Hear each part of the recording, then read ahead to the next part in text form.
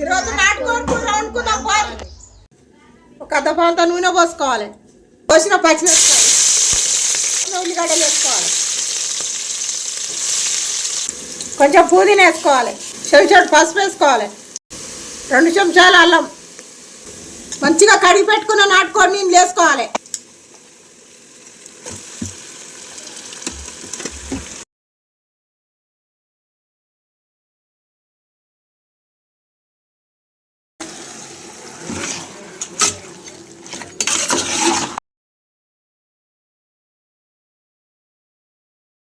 ఒక 10 నిమిషాలు ఉడకనియాలి. సరిపడా కారం వేసుకోవాలి.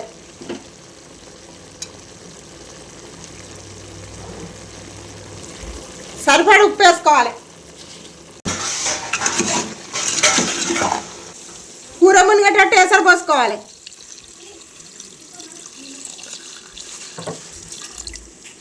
ఒక 15 నిమిషాలు ఉడకనియాలి. కొంచెం ధనియాల పొడి, ఇంట్లో నూరుకున్న గరం మసాలా, కొత్తిమీర వేసుకొని తింటేసుకున్నామే.